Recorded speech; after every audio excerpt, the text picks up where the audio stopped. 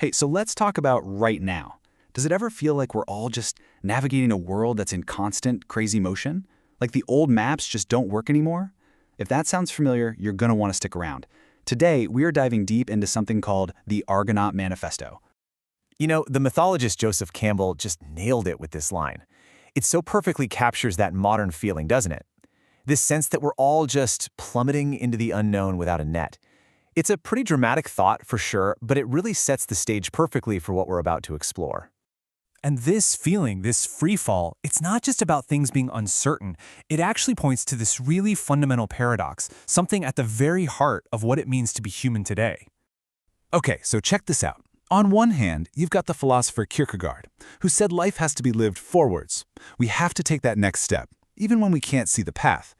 But then you have someone like Steve Jobs, who pointed out that life only really makes sense when you look backwards and connect the dots. See the tension there? We have to act without knowing the full picture, but we only find the meaning later on. That's the paradox we're all living in. So, if we're all kind of stuck in this paradox, what are we supposed to do? Well, the good news is a few brilliant people have already left us some breadcrumbs, a kind of map for this exact road of trials. And that brings us right back to Steve Jobs' famous quote. When you really boil it down, what's he talking about? He's talking about trust, a really deep trust in your own path, your gut, your intuition. You have to believe that even the weird, seemingly random choices, like him taking a calligraphy class, are somehow, some way, going to connect down the road. Trust is the first step, but what if you could take it even further? This is where Nietzsche comes in, with this just radical idea he called amor fati. It literally means a love of one's fate. And this isn't just about gritting your teeth and accepting what happens. No, it's about actively loving it. Embracing every high, every low, every single twist and turn as absolutely essential. It's a total mindset shift. You stop being a victim of your life and you start becoming its author. Which brings us to the final piece of this personal journey. And the poet T.S. Eliot just captured it so beautifully. After all that wandering, all that exploring, you end up right back where you began. The place hasn't changed, but you have. And because you've changed, you can finally see your home, your starting point, with brand new eyes. You understand it for the very first time. All right, so let's pull all these threads together. You can see it forms a kind of cycle, right? We all start in what you could call Kierkegaard's state of confusion, just trying to live life forwards. Then Jobs gives us the key. We have to trust that the dots will connect. Nietzsche pushes us to go deeper, to not just trust the journey, but to love it. And the payoff, the reward at the end of all that? As T.S. Eliot shows us, it's clarity. It's that amazing moment when you look back and it all finally makes sense. Okay, so we've just mapped out this incredible personal journey of transformation. But what happens after that? What happens when you've walked that path and found that clarity? Is that the end? Not even close. This is where we see a huge shift from a solo trip to a collective expedition. Now, to really get this shift, we got to quickly remember Joseph Campbell's classic model, the hero's journey. You know this story, right? It's in everything. A hero leaves home, faces some crazy trials, and then comes back a totally changed person, usually with some kind of prize. Think Luke Skywalker, Harry Potter, Odysseus. It's all about individual transformation. But here's where things get really interesting. We see an evolution. The Odyssey, that's the classic know thyself journey. It's all about the individual. It's a solitary hero's tale. But the story of Jason and the Argonauts, that's a whole different game. It's a shared mission. It's a crewed ship. Jason can't get the Golden Fleece by himself. He needs a whole team of specialists. The focus completely shifts from me to we, from the self to the society. So, if this new journey is a collective mission, what exactly are they all going after? What is this Golden Fleece that they're trying to bring back to the world? To really get the prize, we have to think about growth in a new way. It's not like we're just going around in circles, making the same mistakes over and over. Think of it more like a spiral staircase.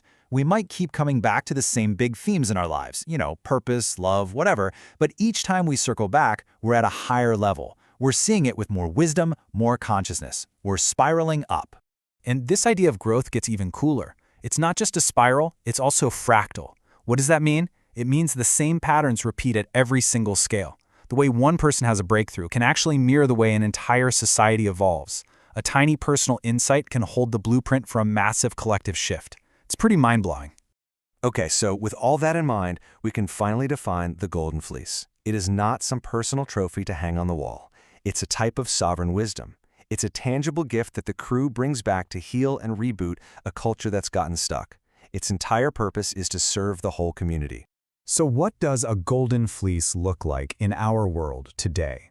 Obviously, we're not talking about a literal magical sheepskin. We're talking about real, tangible innovations for society. Maybe it's an open-source curriculum that teaches emotional intelligence to everyone, or a decentralized platform that helps communities organize their own environmental projects, or even a totally new model for how businesses can be both profitable and purpose-driven. These are modern golden fleeces. And all of this, everything we've talked about, it all culminates in this powerful call to action, a manifesto for a new kind of explorer, a new kind of leader. So the manifesto starts by taking that scary idea of a free fall and flipping it completely on its head.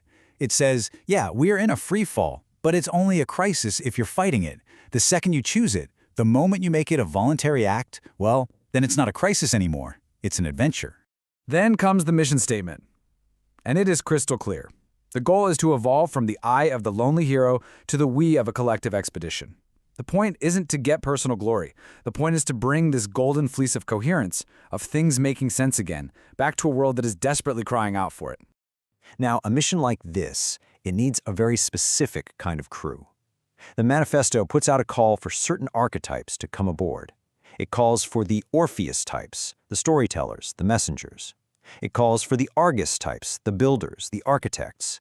And it calls for the explorers, the ones who are ready to just row out into the unknown.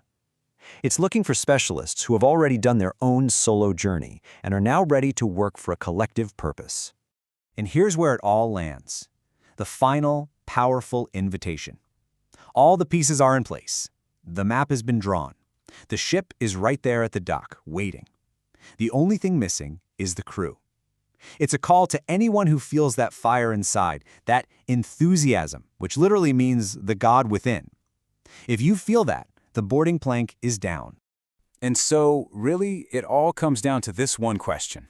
After you've done the hard work of the self, the personal odyssey, then comes the call to join the collective expedition. The ship is waiting. The only question left is the one for you. Are you ready to board?